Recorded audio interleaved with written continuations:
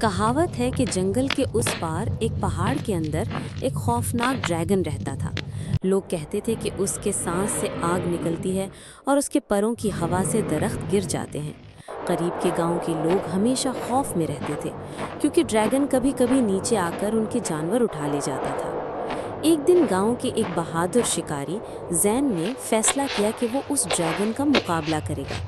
जैन अपने तीर कमान, एक तलवार और एक ढाल के साथ रवाना हुआ। सफ़र तवील और ख़तरनाक था, लेकिन वो रुकने वाला नहीं था। पहाड़ के गार तक पहुंचकर जैन ने देखा कि ड्रैगन सो रहा है। वो इतना बड़ा था कि उसके परों की लंबाई से पूरी गार ढकी हुई थी।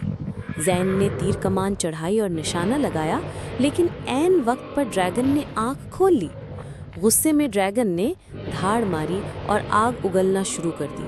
जैन ने अपनी ढाल से खुद को बचाया और एक चट्टान के पीछे छुप गया। फिर अचानक उसे ख्याल आया, अगर मैं ड्रैगन को मार दूं तो गांव महफूज हो जाएगा, लेकिन ये भी मुमकिन है कि वो सिर्फ अपनी भूख मिटाने आता हो। जैन ने हिम्मत करके ड्रैगन से बात करने की कोशिश की। हैरत अंगेज तौर पर ड्रैगन ने जवाब दिया।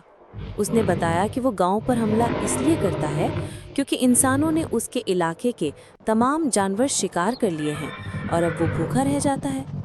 जैन ने वादा किया कि गांव वाले ड्रैगन के इलाके में शिकार नहीं करेंगे और उसके बदले ड्रैगन गांव को नुकसान नहीं पहुंचाएगा। कुछ दिनों बाद वाकई गांव वालों ने ये वादा पूरा किया और ड्रैगन ने भी गांव को सुकून दिया।